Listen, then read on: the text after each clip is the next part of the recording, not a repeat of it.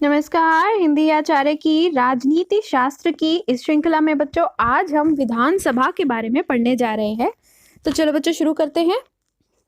बच्चों, जो विधानसभा के लिए हमारे संविधान के अंदर जो अनुच्छेद हैं वो है अनुच्छेद 168 से लेके 212, जो कि भाग 6 के अंदर होते हैं, जिसमें सब कुछ लिखा गया है। कैसे विधानसभा बनेगी, कैसे इसकी अवधि अवधि कितनी होगी, इसके प्रोसीजर्स कितने होंगे, इसकी शक्तियां कैसी होंगी, ये सब लिखा हुआ है। आगे देखते हैं कि अब हम डिटेल में पढ़ेंगे कि कैसे विधानसभा बनती है। तो विधानसभा जो होती है वो अधिकतर जो स्टेट्स हैं हमारी, वो स्टेट्स के अंदर हमारे विधान जो मंडल है, एक्चुअली जैसे जैसे आके आप जानते हो कि जो संसद होती है भारत की, संसद के अंदर ही लोकसभा और राज्यसभा, निचला सदन और ऊपरी सदन होता है। इसी तरह से जो राज्य के स्तर पर होता है उसे हम संसद की तरह ही राज्य के स्तर पर उसे विधान मंडल कहते हैं। तो जो विधान मंडल होता है राज्य के अंदर, उसका जो निचला सदन है वह है विधानसभा, जिसके बारे में यह वीडियो है, और उसका ऊपरी सदन है विधान परिषद। लेकिन जो विधान परिषद है वह अधिकतर जो हमारे राज्य हैं वहां पर नहीं है। केवल कुछ ही राज्य हैं जहां पर विधान परिषद भी होता है, नहीं तो अधिकतर राज्यों में केवल विधानसभा ही होती है। तो यानी कि यूनिकैमरल सिस्टम है, यानी कि केवल एक ही सदन है इसके अंदर विधानमंडल में। तो अभी की बात करेंगे तो विधान परिषद किस किस स्टेट के अंदर है ये भी पूछा जाता है कई बार, जैसे कि आंध्र प्रदेश के अंदर है, तेलंगाना के अंदर है, उत्तर प्रदेश बिहार के अंदर है, महाराष्ट्र और कर्नाटका के अंदर है। और पहले जम्मू कश्मीर में भी होता था, लेकिन जब जम्मू एंड कश्मीर एक राज्य की जगह अब वह एक यूनियन टेरिटरी बन गई है, तो अब उसका जो विधान परिषद है उसको हटा दिया गया है। अब आगे देखते हैं। तो जो बाकी स्टेट्स हैं, 22 राज्य जो हैं, उनमें केवल विधानसभा ही होती है। अब यह जो विधानसभा होती है इसमें यानी कि विधानमंडल जो है, स्टेट्स का जो विधानमंडल है उसके अंदर, जैसे कि बच्चों अब अभी हमने समझा कि संसद के अंदर लोकसभा राज्यसभा होती है, वैसे संसद के अंदर राष्ट्रपति भी संसद का ही हिस्सा माना जाता है, आपको पता होगा। इसी तरह से जो स्टेट के लेवल पर होता है, विधानमंडल के अंदर भी गवर्नर यानी कि राज्यपाल और लोकसभा और विधानसभा और विधान परिषद, ये 3 हिस्से होते हैं। एक बार फिर से मैं कह देती हूँ कि जो विधानमंडल होता है उसके 3 हिस्से हैं। एक तो विधानसभा निचला सदन, एक है विधान परिषद ऊपरी सदन जो कि किसी किसी राज्य के अंदर होता है, और गवर्नर यानी कि राज्यपाल। तो ये तीनों जो हैं वह विधानमंडल के 3 हिस्से हैं। अब आगे देखते हैं। अधिकतर स्टेट्स, जैसे कि अभी हमने पढ़ा कि अधिकतर जो राज्य हैं वहां पर केवल विधानसभा ही होती है, और जो विधान परिषद है वो ऊपरी सदन है जहां जहां पर है, और विधानसभा जो है वो निचला सदन है विधान मंडल का, और विधानमंडल का ही एक हिस्सा राज्यपाल भी होते हैं। अब देखते हैं कि जो जैसे कि अभी हमने पढ़ा कि कुछ स्टेट्स हैं जिनमें विधान सभा भी है और विधान परिषद भी है। अब ये कुछ ही एक स्टेट्स में क्यों है?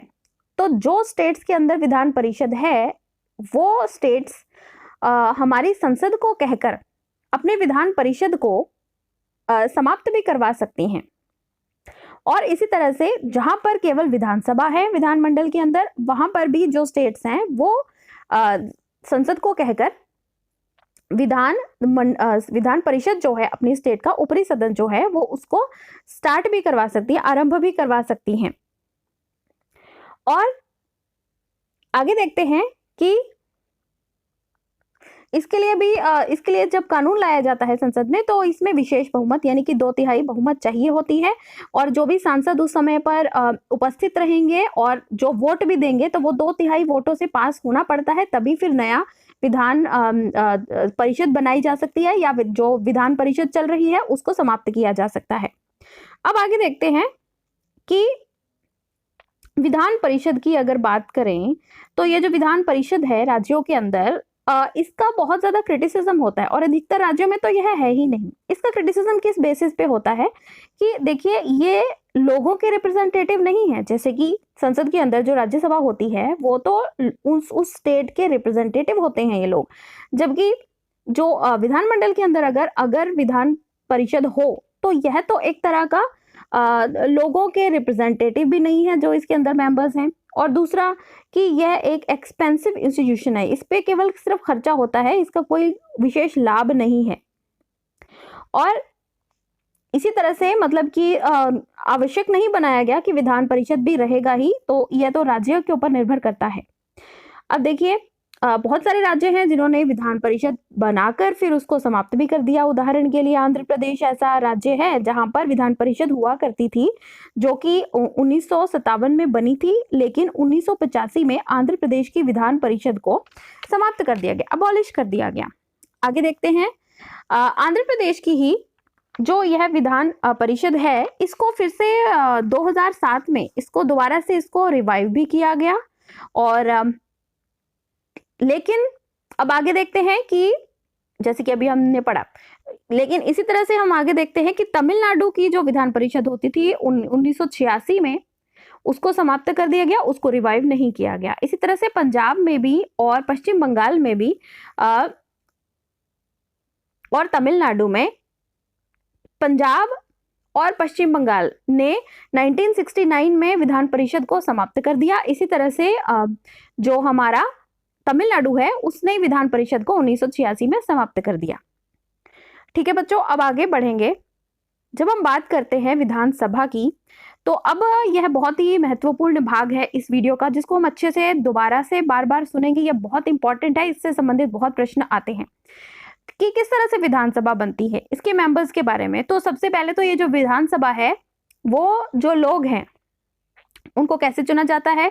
यूनिवर्सल एडल्ट फ्रेंचाइजी, यानी कि जो भी बालिग लोग हैं, वयस्क लोग हैं, वो वोट देकर लोगों को चुनकर भेजते हैं विधानसभा के अंदर।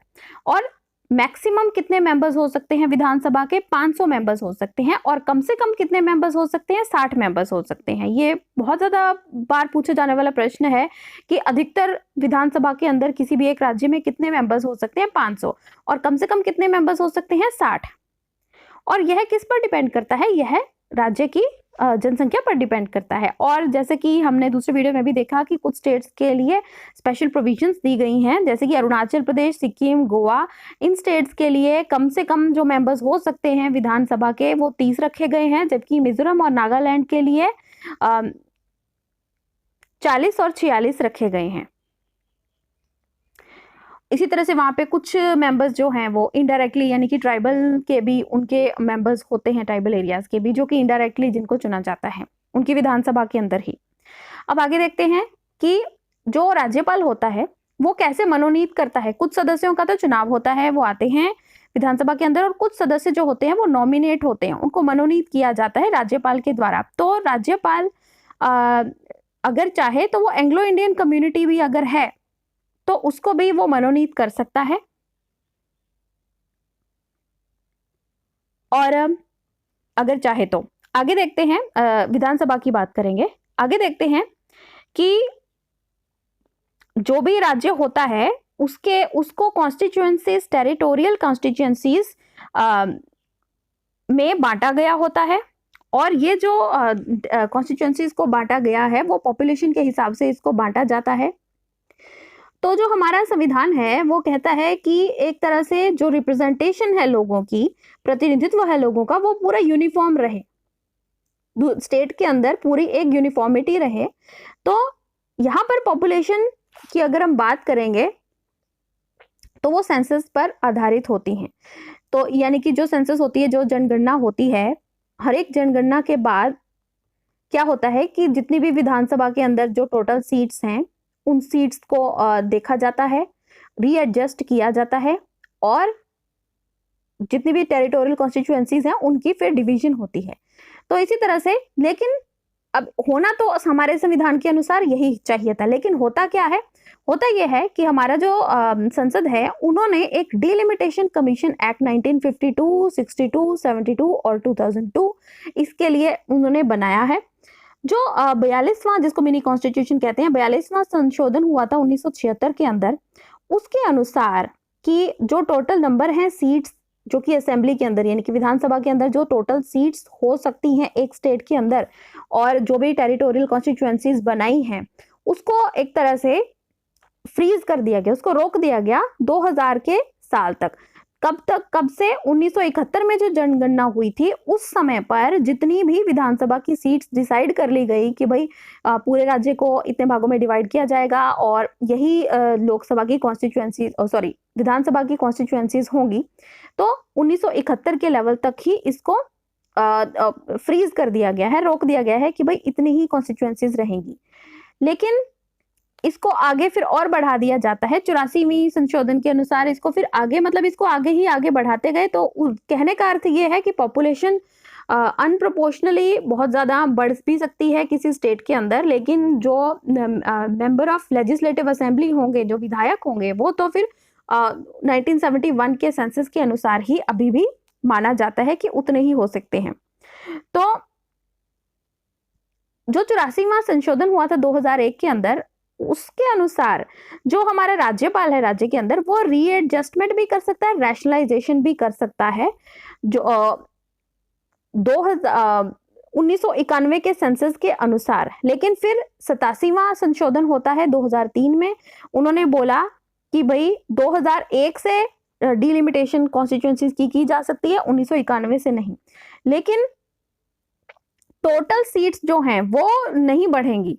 कहने का अर्थ यह हुआ कि भाई जो 1971 में सेंसस के जनगणना के अनुसार जितनी कॉन्स्टिट्यूएंसीज बन गई रहेंगी तो उतनी, लेकिन उनके अंदर रैशनलाइजेशन हो सकती है, कॉन्स्टिट्यूएंसी को बढ़ाया या घटाया जा सकता है, उनके नंबर को बढ़ाया नहीं जा सकता, उनके क्षेत्र को बढ़ाया या घटाया जा सकता है। आगे देखेंगे विधानसभा के अंदर क्या होता है कि रिजर्वेशन होती है एससी और एसटी कम्युनिटी की भी। तो यहाँ पर जो रिजर्वेशन जो है वो 1960 तक, 1950 से लेकर 1960 तक चलने की बात की गई थी, लेकिन अब ये कंटिन्यूसली इस रिजर्वेशन को हर 10 साल के लिए बढ़ा दिया जाता है। तो उनकी भी रिप्रेजेंटेशन है। आगे देखते हैं। तो विधानमंडल का हमने विधान सभा की किस तरह से कॉम्पोजिशन होती है, यह सभा कैसे बनती है, इसके बारे में हमने पढ़ लिया। अब आगे हम विधान परिषद की बात करेंगे। तो बच्चों, विधान परिषद की कॉम्पोजिशन कैसे होती है कि इसमें जो मेंबर ऑफ लेजिस्लेटिव काउंसिल हैं, यानी कि जो विधान परिषद के सदस्य हैं, वो उनको इनडायरेक्टली उनका चुनाव होता है। और मैक्सिमम कितनी स्ट्रेंथ हो सकती है विधान परिषद की, वो असेंबली यानी कि विधानसभा का 1/3 हो सकती है। और कम से कम कितनी हो सकती है, 40 हो सकती है। यानी कि कम से कम तो 40 रहेंगे, अधिक से अधिक जितना भी हमारा विधानसभा के जो मेंबर हैं उनका 1/3 ही हो सकता है। तो यानी कि इसका क्या अर्थ हुआ, इसका यह अर्थ हुआ कि भाई जितना विधानसभा की स्ट्रेंथ है उसके ऊपर डिपेंड करेगा कि विधान परिषद की कितनी स्ट्रेंथ होगी एक स्टेट के अंदर। अब आगे देखते हैं कि यहाँ पर कैसे इनडायरेक्ट इलेक्शन होकर विधान परिषद के एमएलए आते हैं। कि पहली बात तो 1/3 जो मेंबर्स हैं वो म्यूनिसिपैलिटीज और डिस्ट्रिक्ट बोर्ड आदि के सदस्य होते हैं, उनको चुना जाता है। 1/12वां हिस्सा जो है वो ग्रेजुएट्स को चुना जाता है जो कि उसी स्टेट के बाशिंदे हैं। और इसी तरह से 1/12 हिस्सा जो है वो टीचर्स को चुना जाता है उस स्टेट के। इसी तरह से 1/3 जो है वो मेंबर्स होते हैं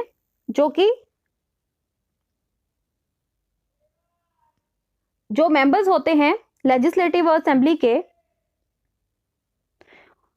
आगे देखते हैं,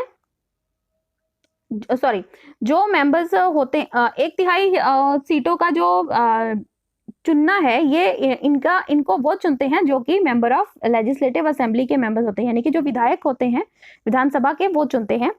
और बाकी जो बचते हैं उनको राज्यपाल जो है वो चुनता है, मनोनीत करता है। और ये जो लोग होते हैं इनके पास कुछ विशेष ज्ञान हो, स्पेशल नॉलेज हो, प्रैक्टिकल एक्सपीरियंस हो, किस किस विषय के अंदर, लिटरेचर यानी कि साहित्य, साइंस और art, cooperative movement, social service आदि इन चीजों, इन फील्ड से संबंधित लोगों को राज्यपाल जो है वो मनोनीत कर सकता है विधान परिषद के अंदर।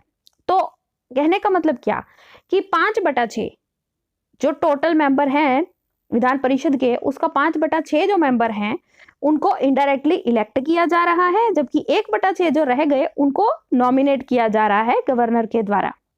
तो अब ये कैसा सिस्टम है ये इनडायरेक्ट इलेक्शन का, और ये इलेक्शन को क्या कहते हैं, proportional representation by means of single transferable vote. ये जो ट्रांसफरेबल एकल संक्रमणीय वाली जो पद्धति होती है उसके द्वारा इनको इनडायरेक्ट इलेक्शंस के द्वारा चुना जाता है। अब आगे देखते हैं कि ड्यूरेशन कितनी रहती है, अवधि कितनी रहती है। कि जो हमारी विधानसभा होती है वो 5 साल के लिए इसकी अवधि होती है, और इसकी अवधि कहाँ से गिनी जाती है, जब से इसकी सबसे पहली मीटिंग हुई थी, जो आम चुनाव थे जनरल इलेक्शंस के बाद। और फिर 5 साल के बाद फिर ऑटोमेटिकली मान लिया जाता है कि जो विधानसभा है वह भंग हो गई है। और हालांकि जो हमारा गवर्नर है वह चाहे तो पहले भी विधानसभा को भंग कर सकता है। आगे देखते हैं कि जो विधानसभा का जो समय है वो 5 साल के लिए तो होता है, लेकिन अगर राष्ट्रीय आपातकाल लगा हो तो फिर पार्लियामेंट अगर चाहे तो ऐसा कोई कानून बना के 1 साल के लिए विधानसभा का जो कार्यकाल है उसको 1 साल के लिए बढ़ा सकती है। और यह तब तक बढ़ाया जा सकता है, लेकिन आप देखिए जैसे कि इमरजेंसी खत्म हो गई उसके ज्यादा से ज्यादा 6 महीने तक यह उस विधानसभा को चालू रखा जा सकता है, उससे ज्यादा नहीं। अब आगे देखते हैं विधान परिषद की ड्यूरेशन देखते हैं। तो यह एक परमानेंट बॉडी है राज्यसभा की तरह, और इसका डिसोल्यूशन नहीं होता, यह भंग नहीं होती, लेकिन 1/3 सदस्य जो हैं वो हर दूसरे साल इसके मेंबर्स रिटायर होते हैं। तो यानी कि एक मेंबर जो है वो कुल 6 साल के लिए होता है, और उनका इलेक्शन ही इस तरह से होता है कि हर 2 साल के बाद 1/3 सदस्यों के 6 साल पूरे हो जाते हैं। और फिर जो सदस्य रिटायर हो गए उनके फिर इनडायरेक्ट इलेक्शन दोबारा होते हैं, और नॉमिनेशन के द्वारा भी उनको फिर से चुना जाता है तीसरे साल की शुरुआत में।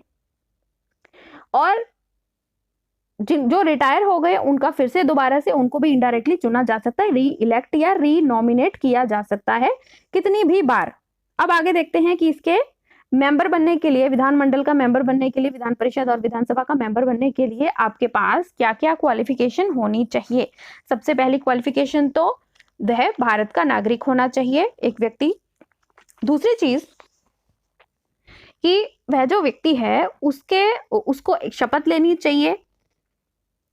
शपथ भारत के संविधान के लिए उनको पूरा विश्वास होना चाहिए, संविधान यह शपथ लेनी चाहिए, उनको लेनी पड़ती है, और भारत की एकता और अखंडता की रक्षा करेंगे, यह भी उनकी शपथ उनको लेनी पड़ती है। दूसरी चीज, विधानसभा का मेंबर बनने के लिए कम से कम 25 साल से कम आयु नहीं होनी चाहिए, और विधान परिषद का मेंबर बनने के लिए 30 साल से कम आयु नहीं हो सकती है।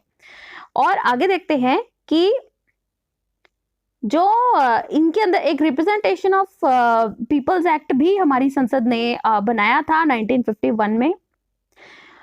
ये भी इसके अंदर लागू होता है कि इसके अनुसार क्या होता है कि जो व्यक्ति विधानसभा या विधान परिषद के अंदर चुना जा रहा है वह व्यक्ति जिस भी क्षेत्र की बात कर रहा है वह उस क्षेत्र में स्वयं भी, यानी कि उस स्टेट का वह स्वयं भी बाशिंदा हो, तभी उसको नॉमिनेट किया जा सकता है, तभी उसको नॉमिनेट किया जा सकता है। और वह ही व्यक्ति फिर चुनाव लड़ सकता है। दूसरी चीज, एक व्यक्ति जिसको कि चुना जा रहा है विधानसभा के अंदर, वह भी व्यक्ति उस स्टेट का रहने वाला बाशिंदा होना चाहिए। तीसरी चीज कि जो शेड्यूल कास्ट और शेड्यूल ट्राइब के कम्युनिटी के जो एमएलएज हैं वो अपनी रिजर्व्ड सीट पर तो चुनाव लड़ ही सकते हैं, लेकिन जो नॉन रिजर्व्ड सीट्स होती हैं वो वहां पर भी चुनाव लड़ सकते हैं। अब आगे देखते हैं कि डिस्क्वालिफिकेशंस क्या क्या हैं, यानी कि वह जो मेंबर ऑफ लेजिस्लेटिव असेंबली है या काउंसिल है वो क्या क्या व्यक्ति एमएलए क्या क्या नहीं कर सकता है। सबसे पहली बात तो वो ऑफिस ऑफ प्रॉफिट नहीं दे सकता, सरकारी मुलाजिम नहीं हो सकता है, ठीक है जी। आगे कि वह अनसाउंड माइंड का नहीं हो सकता है, जिसे कि कोर्ट ने कह दिया कि भाई इस व्यक्ति का दिमागी संतुलन सही नहीं है, अगर ऐसा हो डिक्लेयर हो चुका है तो ऐसा व्यक्ति भी एमएलए नहीं बन सकता है। आगे देखते हैं कि अगर वह भारत का सिटीजन नहीं है, भारत का नागरिक नहीं है, तब भी वह एमएलए नहीं बन सकता है, या फिर वह व्यक्ति ने स्वयं दूसरे देश की नागरिकता ले ली है तो वह व्यक्ति भी विधानमंडल का सदस्य नहीं बन सकता। इसी तरह से जो रिप्रेजेंटेशन ऑफ पीपल्स एक्ट 1951 में लागू किया गया उसमें और भी चीजें कही गई हैं कि यह जो व्यक्ति है एमएलए बनने के लिए वह व्यक्ति इलेक्शन के अंदर जो करप्शन है उसका गिल्टी नहीं होना चाहिए वह व्यक्ति। उसको साबित ऐसा ना हो कि उसको साबित किया जा चुका है कि उसने इलेक्शन के अंदर धांधली की है, वह व्यक्ति नहीं बन सकता एमएलए। दूसरा कि 2 साल से अधिक एक व्यक्ति को जो सजा हो चुकी हो वह व्यक्ति भी नहीं खड़ा हो सकता एमएलए के लिए। आगे कि एक व्यक्ति जिसने कि अपने जो चुनाव में जो खर्चा हुआ है और उसका खर्चा का जो भी इंफॉर्मेशन थी वो इलेक्शन कमीशन को नहीं दी है, तब वो व्यक्ति भी एमएलए का चुनाव नहीं लड़ सकता है। आगे कि गवर्नमेंट कॉन्ट्रैक्ट या गवर्नमेंट सर्विसेज के अंदर कोई काम कर रहा हो, चाहे सरकारी कॉन्ट्रैक्टर जो होता है वो भी नहीं चुनाव लड़ सकता है। आगे देखते हैं कि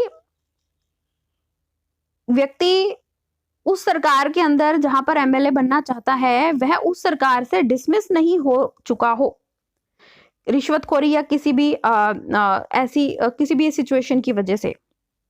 आगे कि रिश्वतखोरी की बात की गई है दोबारा से। आगे कि वह व्यक्ति सती हो या डौरी दहेज प्रथा हो या छुआछूत हो, ऐसी चीजों को बढ़ावा देने के क्राइम में पकड़ा ना गया हो। तो अगर जब बात की जाती है डिस्क्वालिफिकेशन की, तो इस सिचुएशन में जो गवर्नर ने डिसीजन ले लिया कि एक व्यक्ति काबिल है या नहीं है, तो वो गवर्नर ने जो डिसीजन ले लिया उसी को ही फाइनल माना जाता है। तो यहाँ पर भी गवर्नर को शक्ति दी गई है। अब आगे देखते हैं शपथ जो ग्रहण की जाती है एमएलए के द्वारा। तो शपथ को करवाते हैं गवर्नर, राज्यपाल शपथ दिलवाते हैं। तो सबसे पहली शपथ में क्या कहा जाता है कि मैं भारत के संविधान में पूरी विश्वास श्रद्धा रखूंगा। दूसरा कि भारत की एकता और अखंडता को बनाकर रखूंगा। तीसरा कि जो भी मेरी जिम्मेदारी है इस ऑफिस के लिए वो मैं पूरी तरह से निभाऊंगा। और एक चीज है कि जब तक कोई व्यक्ति शपथ नहीं ले लेता तब तक वह विधानसभा या विधान परिषद के अंदर आकर नहीं वोट नहीं दे सकता, पार्टिसिपेट नहीं कर सकता। और दूसरा उनको जो जो विशेषाधिकार मिलते हैं एक एमएलए होने के, वो भी उनको प्रिविलेजेस और इम्यूनिटीज जो उनको मिलती हैं वो भी उनको नहीं मिलते हैं। और इसी तरह से 500 रुपए एक दिन के उनको फिर से हर रोज के देने पड़ते हैं अगर वो शपथ ना ग्रहण करें तो। मतलब कि अगर शपथ नहीं ग्रहण कर रहे हैं तो रोज उनको 500 रुपए का फाइन तो लग ही रहा है। आगे देखते हैं कि एक व्यक्ति जो विधानसभा और विधान परिषद दोनों के अंदर चुन लिया गया है, उसमें से उसको किसी एक का मेंबर ही बन सकता है, दूसरे का उसे छोड़ना पड़ेगा। दूसरी चीज कि एक व्यक्ति जो कि एमएलए है लेकिन बाद में उसे घोषित किया गया कि यह तो योग्य उम्मीदवार ही नहीं था, तब भी उसकी जो सीट है वो खाली मान ली जाती है। तीसरा, अगर वह स्वयं इस्तीफा दे दे तो उसकी सीट खाली मान ली जाती है और खाली तभी मानी जाएगी जब उसका इस्तीफा मंजूर कर दिया गया है। आगे अगर एक एमएलए विधानसभा के अंदर 60 डेज यानी कि 60 दिनों के अंदर अंदर उसकी कोई भी मीटिंग जो है उसके अंदर एब्सेंट रहता है, अनुपस्थित रहता है बिना किसी पहले दी गई जानकारी के, तब भी उस व्यक्ति की जो सीट है उसको खाली मान लिया जाता है। और ऐसा व्यक्ति जिसको कि प्रेसिडेंट या वाइस प्रेसिडेंट के ऑफिस में जो व्यक्ति चुना गया है वह भी व्यक्ति फिर विधानसभा का मेंबर नहीं बन सकता है। और उसका जो इलेक्शन है एक व्यक्ति का, अगर उसमें धांधली पाई जाती है तो भी वह व्यक्ति जो है नहीं बन सकता है एमएलए। अब आगे देखते हैं कि जो विधान मंडल है उसके अंदर कौन कौन से ऑफिसर्स होते हैं। सबसे पहले विधानसभा की बात करेंगे। विधानसभा में स्पीकर होता है और डेप्यूटी स्पीकर होता है। इसी तरह से विधान परिषद के अंदर एक चेयरमैन होता है और डेप्यूटी चेयरमैन होता है।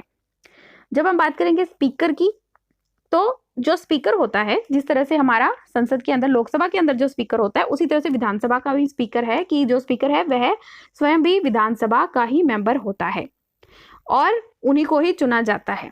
और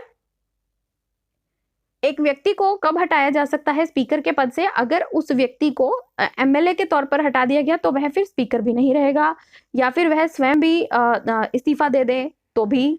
और अपना इस्तीफा जो विधानसभा का स्पीकर है वह किसे देता है? विधानसभा के डेप्यूटी स्पीकर को देता है।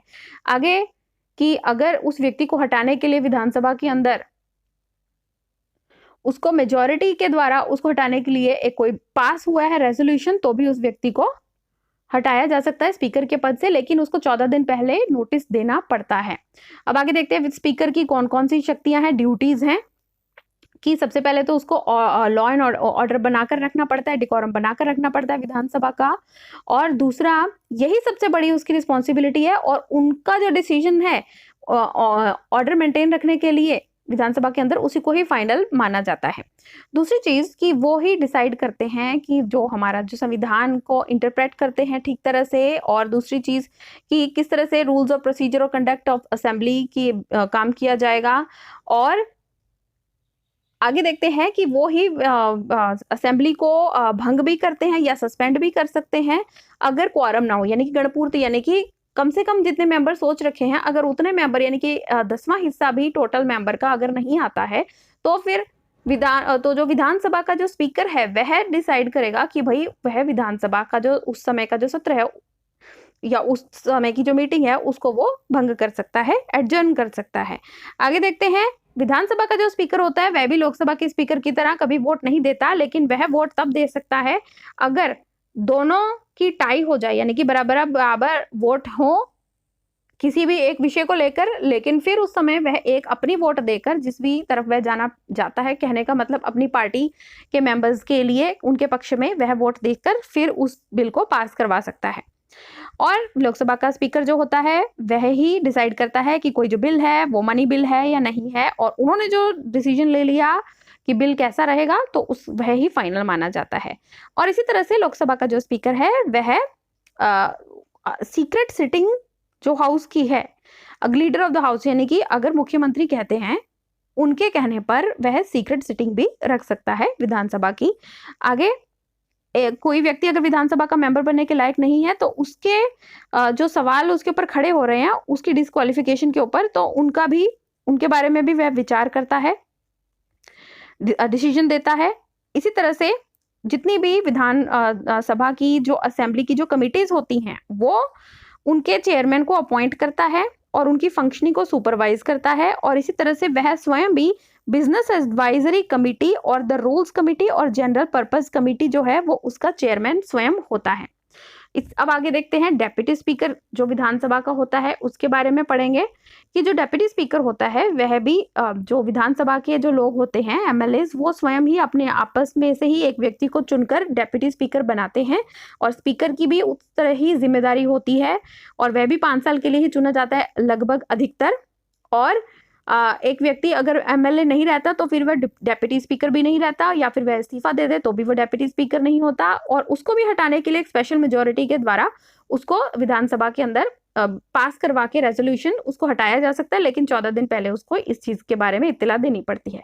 आगे देखते हैं कि जो स्पीकर की ड्यूटीज हैं वही डेप्यूटी स्पीकर की भी ड्यूटी है, और अगर स्पीकर की पोस्ट वेकेंट होती है तो डेप्यूटी स्पीकर उन कामों को करता है। अब आगे देखते हैं, और उनकी शक्तियां भी उतनी ही होती हैं जितनी स्पीकर की शक्तियां होती हैं। और आगे देखते हैं कि विधान परिषद का जो चेयरमैन होता है, विधान परिषद का जो चेयरमैन होता है, जो काम वहां पे स्पीकर का है विधानसभा के अंदर वही काम चेयरमैन का होता है विधानसभा के इधर विधान परिषद के अंदर चेयरमैन का वही रोल होता है। तो अब यह जो चेयरमैन है उसको भी अपने ही मेंबर्स, विधान परिषद के मेंबर्स ही आपस में चुनते हैं कि चेयरमैन किसको चुना जाएगा, और उसको कैसे हटाया जा सकता है। अगर वह व्यक्ति विधान परिषद का मेंबर नहीं है तो उसको हटाया दिया जा सकता है, या फिर वह स्वयं अपना इस्तीफा दे दे तब भी उसको हट जाए माना जाता है। और इसी तरह से अगर उसको हटाने के लिए भी एक रेजोल्यूशन पास कर दिया गया है और 14 दिन पहले उसको बताना पड़ता है, तब भी उसको फिर चेयरमैनशिप से हटना पड़ता है विधान परिषद की। और उसके पास भी उतनी ही शक्तियां हैं जैसे कि शक्तियां विधानसभा के अंदर स्पीकर के पास होती हैं। और लेकिन केवल एक ही स्पेशल पावर है विधान सभा के स्पीकर की, जो कि विधान परिषद के चेयरमैन की नहीं होती, कि केवल विधानसभा का जो व्यक्ति है हमारा स्पीकर वह डिसाइड कर सकता है कि कोई बिल जो है वो मनी बिल है या नहीं है। यहाँ पर उसकी शक्ति ज्यादा है और यहाँ पर ही विधानसभा की शक्ति ज्यादा होती है विधान परिषद से। आगे देखते हैं कि जो डिप्टी चेयरमैन होता है विधान परिषद का, उसको भी चुने गए लोग जो हैं हमारे विधान परिषद के जो मेंबर्स हैं वही चुनते हैं उसे, और अगर वह इस्तीफा दे दे तब भी उसकी पोस्ट वेकेंट मानी जाती है। अगर वह स्वयं उस विधान परिषद का मेंबर ना रहे तब भी उसकी पोस्ट वेकेंट मानी जाती है, या फिर उसको हटाना है तो 14 दिन पहले उसको फिर स्पेशल रेजोल्यूशन से बहुमत से उसको हटाया जा सकता है। तो अब देखते हैं कि किस तरह से विधानसभा और विधानमंडल की बात करेंगे तो उसमें किस तरह की प्रोसीजर्स कैसे कैसे हैं, इनको डिटेल में हम पढ़ेंगे। तो सबसे पहले तो इसके जो सत्र हैं, सबसे पहले तो सत्र का आह्वान किया जाता है, समनिंग होती है। तो जो गवर्नर है वो समन करता है दोनों हाउसेस को मीटिंग करने के लिए, और 2 सत्रों के बीच में 6 महीने से ज्यादा का गैप नहीं हो सकता है। और कहने का मतलब कि कम से कम 2 बार तो साल के अंदर जो हमारी विधानसभा है उसे उसकी मीटिंग होनी ही, उसका सत्र होना ही पड़ता है। और एक सत्र के अंदर विधानसभा की जो एक सत्र के अंदर बहुत सारी मीटिंग्स होती हैं। तो जब एडजर्नमेंट की जाती है तो एडजर्नमेंट के भी एक टाइप होती है एडजर्नमेंट सिने डाई, जिसका मतलब होता है कि टर्मिनेट किया जा रहा है किसी एक सिटिंग को विधानसभा की इनडेफिनेट पीरियड के लिए। और यह शक्ति भी किसके पास रहती है, यह भी स्पीकर के पास रहती है जो कि प्रिसाइडिंग ऑफिसर है। आगे देखते हैं कि पोरोगेशन की बात करते हैं। विधानमंडल यानी कि विधानसभा और विधान परिषद दोनों, उनके जो भी प्रिसाइडिंग ऑफिसर है यानी कि स्पीकर और चेयरमैन दोनों, वो डिक्लेयर करते हैं अगर हाउस को उन्होंने सिने डाई कर दिया यानी कि एडजर्न कर दिया अनलिमिटेड इंडेफिनिट पीरियड के लिए, उन्होंने अगर उनको सिने डाई कर दिया, जब जिस चीज के लिए सत्र बुलाया गया था वह कार्य हो चुका होता है। और फिर उसके बाद जो गवर्नर है कुछ दिनों के अंदर अंदर गवर्नर जो है वो एक नोटिफिकेशन करता है पोरोगेशन सेशन की पोरोगेशन करने के लिए, और जिसका अभी सेशन चल रहा है गवर्नर उसको भी पोरोग कर सकता है। यानी कि कहने का मतलब क्या, एक तो स्थगन होता है एडजर्नमेंट, एक होता है रोकना पूरी तरह से। पोरोगेशन मतलब पूरी तरह से रोकना है। आपने एक सिटिंग को रोक दिया तो बात अलग है, आपने पूरे सत्र को समाप्त कर दिया तो बात अलग है। सत्र को समाप्त करना यानी कि पोरोगेशन। आगे देखते हैं भंग करना यानी कि डिसोल्यूशन। तो जो काउंसिल है यानी कि परिषद जो है उसको तो भंग किया नहीं जा सकता, वह तो राज्यसभा की तरह एक परमानेंट हाउस है। लेकिन केवल जो विधानसभा है उसका डिसोल्यूशन, उसको भंग किया जा सकता है। और यानी कि पोरोगेशन में क्या होता था कि पूरा एक सत्र ही समाप्त हो गया, लेकिन जब हम डिसोल्यूशन की बात करते हैं कि पूरा 5 के 5 साल जो उन्होंने काम करना था वो 5 के 5 साल ही समाप्त कर दिए गए, और उसके बाद फिर इलेक्शंस करवाए जाते हैं। तो कहने का मतलब कि यह एक तरह से पूरी तरह से भंग कर देता है। और जितने भी बिल्स पेंडिंग चल रहे होते हैं इस दौरान में वो उनको लैप्स मान लिया जाता है। दूसरा, जो कि असेंबली के अंदर तो पास हो चुके थे लेकिन काउंसिल के अंदर चले गए थे, उनको भी लैप्स मान लिया जाता है। और जो काउंसिल के अंदर पेंडिंग थे जबकि असेंबली में पास कर दिए थे, उनको लैप्स नहीं माना जाता है। यानी कि विधानसभा के अंदर उनको पास कर चुके थे, केवल विधान परिषद के अंदर उनको पास वो पेंडिंग चल रहा था, तो उनको फिर क्या होता है कि उनको लैप्स नहीं माना जाता। आगे देखते हैं कि एक बिल जिसको असेंबली ने अगर केवल यूनिकैमरल केवल विधानसभा ही है या फिर बाई कैमरल है यानी कि विधानसभा और विधान परिषद दोनों हैं, उन दोनों ने पास कर लिया गया है लेकिन गवर्नर के साइन अभी नहीं हुए, तो फिर ऐसे बिल को यह भी माना जाएगा कि यह लैप्स नहीं हुआ है। तो इसी तरह से अगर दोनों हाउसेस ने बिल को पास कर दिया गया है और फिर वो जो बिल था वो गवर्नर ने आगे राष्ट्रपति के पास भेज दिया रिकंसीडर करने के लिए, तो ऐसा बिल भी लैप्स हुआ नहीं माना जाएगा। अगर एकदम से विधानसभा को भंग कर दिया जाए उस स्थिति में ऐसा होता है। अब क्वारम की बात करेंगे। क्वारम जो अभी हम पीछे पढ़ रहे थे, गणपूर्ति यानी कि कम से कम इतने मेंबर्स तो होने ही चाहिए, तो उसकी बात करेंगे। तो कम से कम मेंबर प्रेजेंट होने चाहिए, उपस्थित कितने होने चाहिए एक मेंबर के समय जब उस मेंबर का सत्र चल रहा है। तो 10 मेंबर या 10 मेंबर होने चाहिए, या फिर टोटल जितने मेंबर हैं, उदाहरण के लिए अगर 100 मेंबर हैं तो कम से कम 10 मेंबर, यानी कि उसका 10वां हिस्सा तो होने ही चाहिए, तभी, जिसमें कि हम स्पीकर या चेयरमैन को भी इंक्लूड करते हैं, वो होने ही चाहिए, तभी फिर इसका मतलब हम उस विधानसभा या विधान परिषद का जो कार्य है उसको कर सकते हैं। अगर क्वारम पूरा नहीं होता है तब फिर हम विधानसभा का जो बिजनेस है उसको स्टार्ट नहीं कर सकते हैं। विधान परिषद में भी यह चीज लागू होती है। जब तक कि क्वारम नहीं होता तो उसका जो स्पीकर है या चेयरमैन है विधानसभा या विधान परिषद का, वो एडजर्न कर देता है, हाउस को सस्पेंड कर देता है, जब तक कि गणपूर्ति नहीं होती, क्वारम नहीं होता। अब आगे देखते हैं वोटिंग किस तरह से होती है विधानसभा विधान परिषद के अंदर, कि जो भी हाउसेस हैं स्पेशल, वो मेजोरिटी के द्वारा और डिसाइड किया जाता है, उनमें वोटिंग होती है। कुछ ऐसी विशेष चीजें जैसे कि स्पीकर को अगर हटाना है या विधानसभा के अंदर या फिर विधान परिषद के अंदर अगर चेयरमैन को हटाना है, तब उनमें स्पेशल मेजोरिटी चाहिए होगी। आम बहुमत नहीं चाहिए होगा, विशेष बहुमत चाहिए होगा, नहीं तो अधिकतर। और दूसरी चीज हमने वोटिंग में ये भी सीखी है कि जो स्पीकर होता है वह वोट नहीं देता है, अब वोट तभी देता है जब टाई हो जाती है, ताकि वह अपनी रूलिंग पार्टी, जिस पार्टी से वह संबंधित है, उसको वो वोट देके अपनी उसको जितवा सके, उस चीज के बारे में सहमति बनवा सके। आगे देखते हैं, लैंग्वेज की बात करेंगे तो भारत ने कि ऑफिशियल लैंग्वेज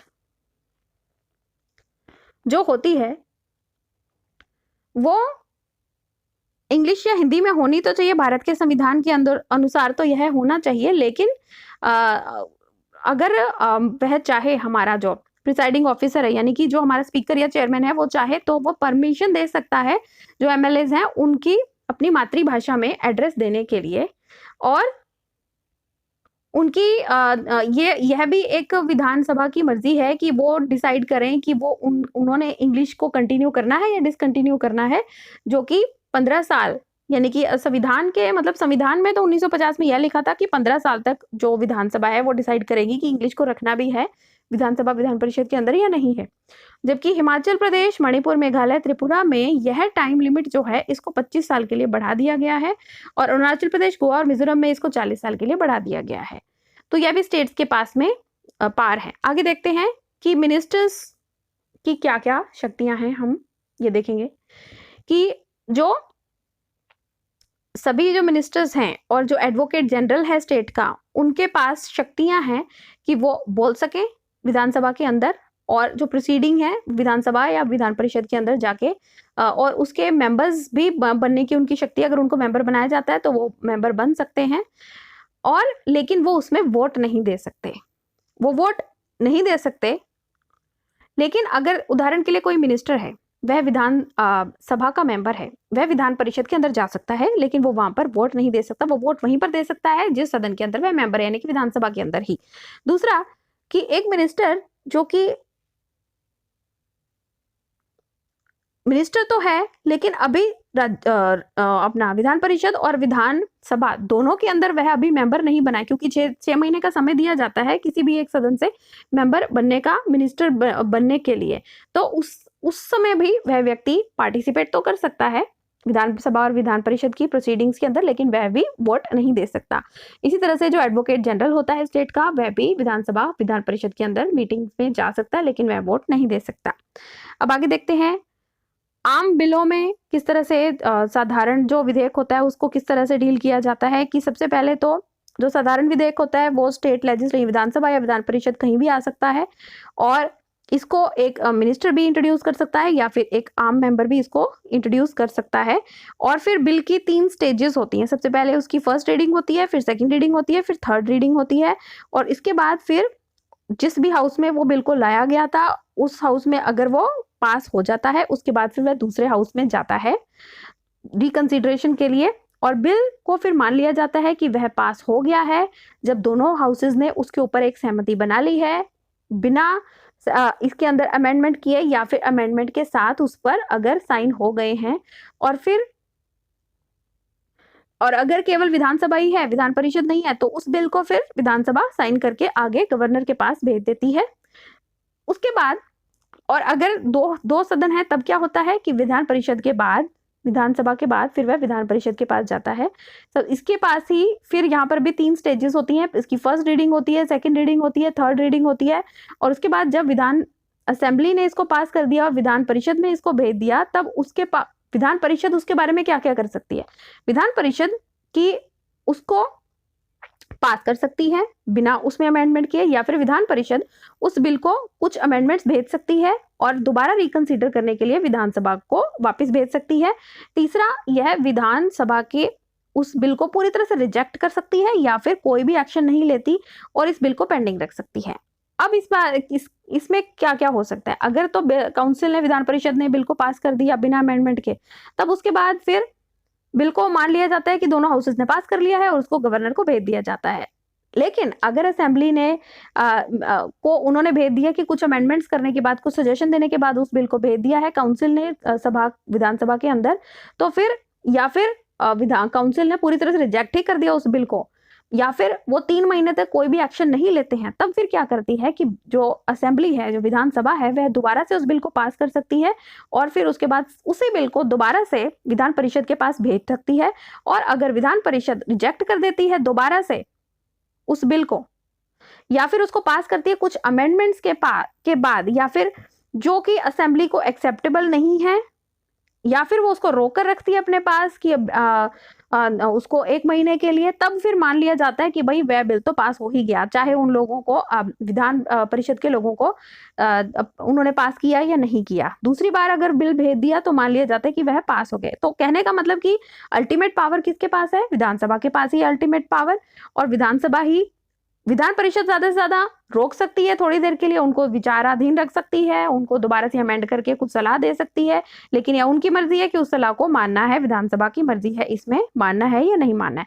लेकिन अब यही सिचुएशन अगर संसद में होती है, यानी कि लोकसभा और राज्यसभा के बीच में अगर सहमति नहीं बनती है, राज्यसभा और लोकसभा की फिर एक ज्वाइंट सिटिंग होती है, उनमें अगर असहमति रहती है तो। लेकिन जब स्टेट की बात की जा रही है तब कोई ज्वाइंट सिटिंग नहीं होती, तो उस बिल को मान लिया जाता है कि भाई यह बिल पास हो गया है, क्योंकि इस बिल को हमारी जो विधानसभा है उसने पास कर दिया है दूसरी बार।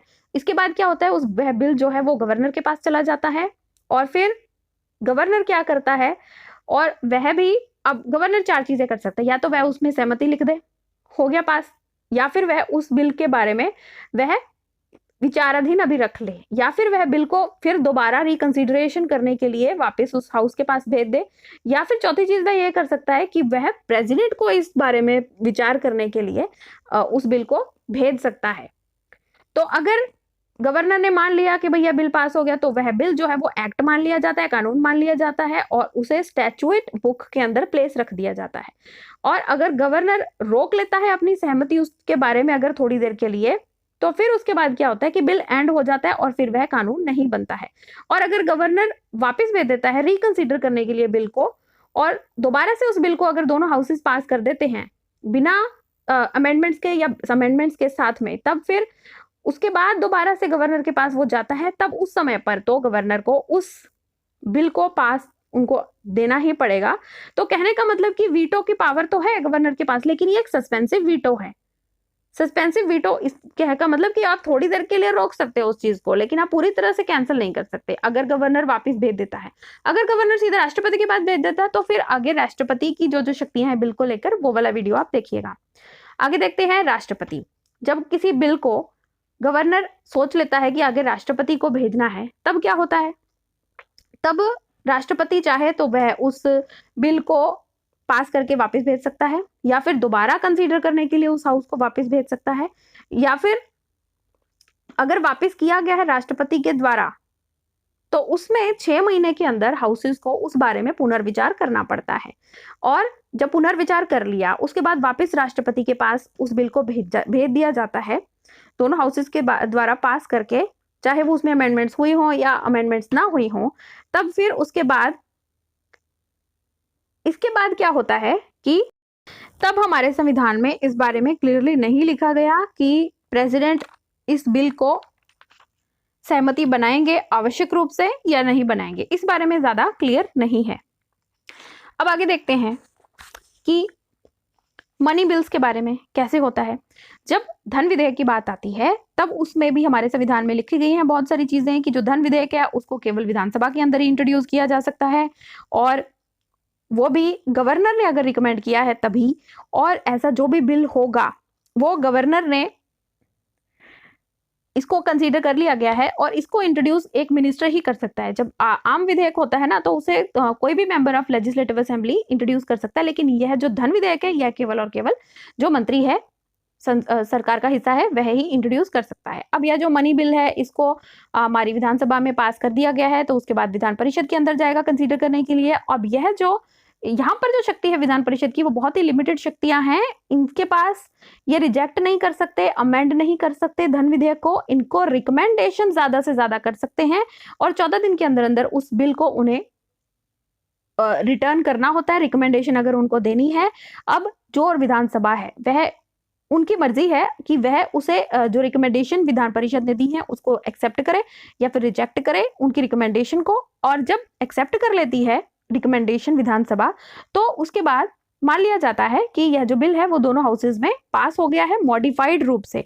और अगर विधानसभा एक्सेप्ट नहीं करती है रिकमेंडेशन, तो फिर मान लिया जाता है कि दोनों हाउसेज में बिना रिकमेंडेशन के, बिना चेंज के दोनों हाउसेज में यह बिल पास हो गया है, यानी कि यहाँ पर केवल और केवल विधानसभा की ही चलती है मनी बिल को लेकर। और कई बार ऐसे भी होता है कि अगर विधान परिषद जो है वो 14 दिन के अंदर मनी बिल को रिटर्न भी नहीं करती है, तो फिर उसके बाद मान लिया जाता है कि अब यह बिल ऑटोमेटिकली पास हो गया है, यानी कि यह विधानसभा के पास बहुत ज्यादा शक्तियां हैं और उनको पास करके देना ही पड़ेगा। अगर वो पास नहीं भी करेंगे तो भी उस बिल को पास मान लिया जाएगा। अब इसके बाद मनी बिल जो है वो पास हो जाने के बाद फिर वह गवर्नर के पास जाता है। गवर्नर भी क्या कर सकते हैं, उनको क्योंकि उन्होंने पहले ही उसको परमिशन दे रखी है तो वो उसको एक्सेप्ट कर सकते हैं, उसको उसके ऊपर मुहर लगा सकते हैं, या फिर वो रिजर्व भी कर सकते हैं उसको अपने पास विचार के लिए, या फिर वो राष्ट्रपति के पास भी भेज सकते हैं। लेकिन वो मनी बिल को रिकंसिडरेशन के लिए नहीं भेज सकते। ये भी बहुत इंपॉर्टेंट पॉइंट है। मनी बिल क्योंकि पहले से उनसे सहमति ली गई है उस बिल के को इंट्रोड्यूस करने के लिए, तो उस मनी बिल को वो दोबारा वापस नहीं भेज सकते हैं। वो राष्ट्रपति के पास ज्यादा से ज्यादा उसको भेज सकते हैं, और अधिकतर गवर्नर उसको पास कर देते हैं क्योंकि पहले उनकी परमिशन ली जा चुकी है उस बिल के लिए। और जब वो रिजर्व रखते हैं अपने पास या राष्ट्रपति के पास भेजने के लिए, तब भी वो बिल को वापस नहीं भेज सकते विधानसभा के पास। अब आगे देखते हैं हमने विधानसभा और विधान परिषद की शक्तियों में अंतर कहां कहां पर कैसे होता है। सबसे पहले तो विधानसभा और विधान परिषदों में, इन दोनों में सेम कैसे हैं ये दोनों। विधान परिषद जब आम बिल की बात आती है तब उस समय पर हम देख सकते हैं कि अगर विधानसभा के बाद वह जो बिल है वह विधान परिषद के पास जाता है, या फिर विधान परिषद से विधानसभा के पास जाता है, वह जो बिल है उसमें अगर असहमति होती है दोनों हाउसेस के बीच में, तब फिर उसके बाद विधानसभा जो है वह उसका डिसीजन ही फाइनल होता है, वो तो चलो सही है। और इसके बाद जब ऑर्डिनेंसेस को अप्रूव करने की बात आती है, उस समय पे भी हम देखते हैं गवर्नर ने अगर ऑर्डिनेंसेस अप्रूव किए हैं तो भी दोनों में सेम आता है, दोनों की शक्तियां सेम आती हैं। अगर ज्यूरिस्डिक्शन को बढ़ाना है स्टेट पब्लिक सर्विस कमीशन की, तब उस समय भी दोनों की शक्तियां सेम हैं। और जो स्टेट फाइनेंस कमीशन की जो कॉन्स्टिट्यूशनल बॉडीज हैं उनकी कंसिडरेशन जब देखी जाती है, state public service commission, controller auditor general of India, इनकी रिपोर्ट्स की कंसिडरेशन के लिए दोनों की पावर्स सेम है। और सिलेक्शन ऑफ मिनिस्टर्स की बात हो रही है, चीफ मिनिस्टर की इंक्लूडिंग चीफ मिनिस्टर, उस समय पर भी दोनों की शक्तियां काफी हद तक हैं। लेकिन अनइक्वल की बात आएगी, मनी बिल को लेकर ही अनइक्वालिटी की बात आती है, क्योंकि मनी बिल जो है वो केवल और केवल इंट्रोड्यूस किया जा सकता है विधानसभा के अंदर ही और विधान परिषद के अंदर नहीं। और अभी हमने देखा कि विधान परिषद के पास ज्यादा शक्तियां नहीं है, ज्यादा से ज्यादा वो उसको अपने पास रोक सकती है। अगर उसने रोक भी लिया तो भी उस बिल को 14 दिन के अंदर अंदर मान लिया जाता है कि विधानसभा में पास हो गया तो वह पास हो गया। वो रिजेक्ट नहीं कर सकते, वो अमेंड नहीं कर सकते मनी बिल को। और इसी तरह से मनी बिल को लेकर तो विधानसभा के पास ही ज्यादा शक्तियां हैं। और आगे देखते हैं कि आम विधेयक में भी ज्यादा शक्तियां तो विधानसभा के पास ही होती हैं। अब आगे देखते हैं कि बजट की बात करेंगे, जब बजट की बात करेंगे ना, स्टेट के बजट की बात करेंगे, तब भी उस समय पर वो वोट नहीं कर सकते डिमांड फॉर ग्रांट्स की। ये विधानसभा की ही एक एक्सक्लूसिव प्रिविलेज है। Budget, they can only discuss the budget but they can not vote on the demands for the grants. विधान काउंसिल की अगर हम बात की जाए। दूसरी चीज, काउंसिल ऑफ मिनिस्टर्स को रिमूव नहीं कर सकती जो विधान परिषद है नो कॉन्फिडेंस मोशन से, क्योंकि काउंसिल ऑफ मिनिस्टर कलेक्टिवली विधानसभा के लिए रिस्पॉन्सिबल हैं, विधान परिषद के लिए रिस्पॉन्सिबल नहीं है। लेकिन केवल वो पॉलिसीज और एक्टिविटीज गवर्नमेंट की वो क्रिटिसाइज कर सकती हैं, उसके बारे में वो डिस्कस कर सकते हैं विधान परिषद वाले भी। और इसी तरह से अगर कोई बिल की शुरुआत विधान परिषद के अंदर होती है और फिर उसको पास करके विधानसभा को भेज दिया जाता है और फिर उसको विधानसभा ने रिजेक्ट कर दिया जाता है, तो समझ लिया जाता है कि भाई वह बिल तो हो गया कैंसिल। आगे देखते हैं कि जो काउंसिल है वो विधान परिषद जो है वो प्रेसिडेंट ऑफ इंडिया का जो इलेक्शन होता है, और राज्यसभा के जो रिप्रेजेंटेटिव भेजे जाते हैं वहां पर भी विधान परिषद के जो मेंबर्स हैं वो पार्टिसिपेट नहीं कर सकते। बहुत ही इंपॉर्टेंट पॉइंट है, वो उसमें पार्टिसिपेट नहीं कर सकते। आगे देखते हैं कि कॉन्स्टिट्यूएंट के अमेंडमेंट अगर बिल है तो वहां पर भी काउंसिल का इफेक्ट कोई से नहीं है ज्यादातर, तो इस समय पर भी विधानसभा की जो इच्छा है वो ही सर्वोपरि होगी। और इसी तरह से हम देख सकते हैं कि विधान परिषद जो है वो तो पूरी तरह से डिपेंडेंट है विधानसभा के ऊपर ही। विधानसभा अगर कहे कि भाई हमने तो अपने स्टेट की जो विधान परिषद है उसको समाप्त करना है, तो वह संसद को जाकर कह सकती है और संसद भी कानून बना के विधान परिषद को समाप्त कर सकती है, लेकिन विधान परिषद यह चीज विधानसभा के साथ में नहीं कर सकती। तो अब हम देखते हैं कि बहुत ही वीक पोजीशन है विधान परिषद की। राज्यसभा की भी पोजीशन कम रहती है लोकसभा के सामने, लेकिन इतनी ज्यादा कमजोर नहीं रहती जितनी हमारी विधान परिषद की रहती है विधानसभा के सामने।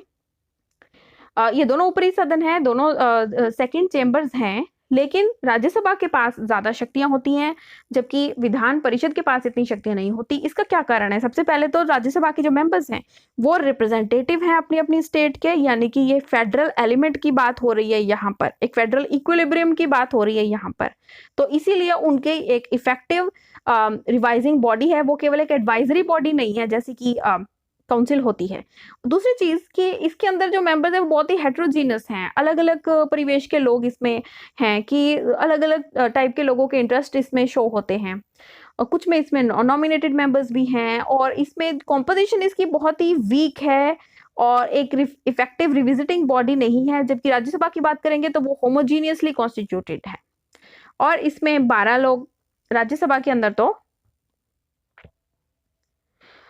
अब आगे देखते हैं कि जो काउंसिल की जो पोजीशन है वो भी इस तरह से वीक क्यों बनाई गई, उसको वीक बनाना भी आवश्यक था, जरूरी था। क्यों? क्योंकि काउंसिल को विधानसभा के सामने कमजोर बनाना चाहिए था, क्योंकि विधानसभा एक तरह से पॉपुलर हाउस है, और ये हमने अडॉप्ट किया है सिस्टम ब्रिटिश मॉडल से। वहां पर जो हाउस ऑफ लॉर्ड्स है वो अपर हाउस है, वो अपोज नहीं कर सकता हाउस ऑफ कॉमन्स को, लोअर हाउस को। तो ये पोजीशन हमने जानबूझकर इसकी वीक बनाई है। अब आगे देखते हैं कि इसीलिए इस पोजीशन की वजह से बहुत सारे ऐसे क्रिटिक कहते हैं कि ये तो कॉस्टली ऑर्नामेंटल लग्जरी है, ये केवल एक सेकेंडरी चैम्बर है, ये एक व्हाइट एलिफेंट है, और इसीलिए कहते हैं कि विधान परिषद तो होनी ही नहीं चाहिए राज्यों के अंदर। लेकिन फिर भी विधान परिषद के अपने कुछ फायदे हैं, जैसे कि ये जो डिसीजन आते हैं विधानसभा के अंदर वो बहुत जल्दी जल्दी पास ना हो जाएं, उनमें अगर कोई केयरलेसनेस ना रह जाए, कोई इल कंसीडर्ड लेजिस्लेशन अगर बना दिया गया विधानसभा के अंदर, अगर विधान परिषद नहीं होगी तो उसको कोई चेक नहीं कर सकता, उसके बारे में कोई रिविजन नहीं हो सकती, उसके बारे में कोई सोच नहीं सकता मनी बिल्स को हटा के। आगे कि जो इसमें बहुत सारे ऐसे प्रोफेशनल्स, ये बहुत इंपॉर्टेंट पॉइंट है जो अभी की बात है, कि इसमें ऐसे प्रोफेशनल्स हैं, इसमें ऐसे मेंबर्स हैं जो कि जैसे ग्रेजुएट्स हैं, ये लोग इलेक्शन लड़ने के इतना इनको अनुभव नहीं होता है, ये डायरेक्ट इलेक्शन लड़कर नहीं आ सकते हैं, तो इनको गवर्नर के द्वारा मनोनीत किया जा रहा है ताकि इन लोगों की भी एक रिप्रेजेंटेशन रहे हमारी असेंबली के काउंसिल के अंदर, विधानमंडल के अंदर। अब देखते हैं कि कौन कौन से स्पेशल उनको शक्तियां मिलती हैं, प्रिविलेजेस मिलते हैं। एक तो वो प्रिविलेजेस जो हैं एमएलए के, जो कि सबको ही मिलते हैं, जैसे कि दोनों हाउसेस के जो मेंबर्स हैं कि वो अपनी रिपोर्ट्स पब्लिश कर सकते हैं, अपनी प्रोसीडिंग्स को पब्लिश कर सकते हैं, और अगर वो चाहें तो अपनी रिपोर्ट्स को पब्लिश करने से रोक भी सकते हैं दूसरों को। दूसरा, वो सीक्रेट मीटिंग रख सकते हैं, एमएलए जो हैं विधानमंडल के सदस्य वो सीक्रेट मीटिंग रख सकते हैं ताकि वो जो स्ट्रेंजर्स हैं उनकी प्रोसीडिंग्स के अंदर उनको वो हटा सकें, अपनी बात रखने उनको सीक्रेसी मिलती है। दूसरा वो कि उसका जो अपना कोड ऑफ कंडक्ट ऑफ इस बिजनेस है उसके बारे में वो अपने रूल्स बना सकते हैं। विधानसभा के अंदर इस बारे में रूल्स बन सकते हैं। और आउटसाइडर्स अगर ब्रीच कर रहे हैं उनके प्रिविलेजेस को, तो उनको भी वो हटा सकते हैं, ऐसे मेंबर्स को उनको सस्पेंड कर सकते हैं। और इसी तरह से कि उनको पूरा राइट है इमीडिएट इंफॉर्मेशन अबाउट, अगर उनकी अरेस्ट होता है, उनकी डिटेंशन होती है, रिलीज होती है एक मेंबर की। इसी तरह से आगे देखते हैं कि जो कोर्ट्स होते हैं उनको, वो जो विधानसभा के अंदर जो कमिटीज बनी हैं उनको उनकी इंक्वायरी कोर्ट्स नहीं कर सकते, ये उनका स्पेशल प्रिविलेज है। और ऐसा कोई भी व्यक्ति जो कि मेंबर हो, एमएलए हो या आउटसाइडर हो, वो अरेस्ट नहीं। विधान परिषद या विधानसभा, इनके अंदर कोई आउटसाइडर आता है और वो कोई सिविल या क्रिमिनल कुछ काम करता है जिसके लिए उनको अरेस्ट किया जा सकता है, लेकिन उनको अरेस्ट तभी किया जा सकता है अगर स्पीकर इजाजत देंगे तब, या फिर जो चेयरमैन है काउंसिल के वो इजाजत देंगे तब। यानी कि जो प्रिसाइडिंग ऑफिसर है उसकी सहमति से ही एक व्यक्ति अगर क्राइम करता है विधानसभा या विधान परिषद के हॉल के अंदर, तो वहां पर जो presiding officer of the house है उसकी सहमति के बाद ही उस व्यक्ति को पकड़ा जा सकता है, अरेस्ट किया जा सकता है। ये बहुत ही इंपॉर्टेंट हमारा संवैधानिक एक पॉइंट है। आगे देखते हैं कि उनकी कुछ अपनी भी विशेष प्रिविलेज होते हैं इंडिविजुअल, जैसे कि उनको अरेस्ट नहीं किया जा सकता अगर सत्र चल रहा है 40 दिन पहले, सत्र के शुरू होने से 40 दिन पहले, या फिर 40 दिन बाद सत्र के समाप्त होने के बाद। ये केवल और केवल सिविल केसेस को लेकर ही ये प्रिविलेज उनको मिलता है, क्रिमिनल केसेस को लेकर नहीं हो सकती है ये चीज। दूसरी चीज, एमएलए की बात कर रहे हैं, दूसरी चीज उनको ये फ्रीडम ऑफ स्पीच मिलती है कि कोई एक व्यक्ति ने अगर स्टेट लेजिस्लेटर के अंदर कोई चीज बोल दी तो उसके ऊपर फिर केस नहीं चल सकता कि भाई उसने ऐसा असेंबली के अंदर या काउंसिल के अंदर ऐसे स्टेटमेंट दे दी। उसका बोलने की जो अधिकार है वो उसको वहां पर बोलने का पूरा अधिकार मिलता है। दूसरा कि जिस समय पर सत्र चल रहा हो, सत्र के दौरान अगर कोई केस चल रहा है किसी और व्यक्ति का भी या उनका स्वयं भी, वो उस समय पर कोई गवाह साक्ष्य देने के लिए या फिर अपीयर होना उनको पड़ेगा एक गवाह के तौर पर। कोई पेंडिंग केस चल रहा है उसके लिए उनको जब तक कि सत्र चल रहा है उनको मजबूर नहीं किया जा सकता। तो ये उनके विशेष अधिकार हैं एमएलए के। ये अधिकार मेंबर ऑफ जो विधानसभा है उनके भी हैं और विधान परिषद के जो मेंबर हैं उनके लिए भी हैं। तो आशा करती हूँ बहुत लंबा वीडियो ये हो गया है। इस वीडियो में आपने बहुत सारी डिटेल नॉलेज ली होगी विधानसभा के बारे में। तो इस तरह की और जानकारी लेने के लिए मेरे चैनल को सब्सक्राइब अवश्य कीजिएगा। पूरा वीडियो देखने के लिए आपका बहुत बहुत धन्यवाद। हिंदी आचार्य।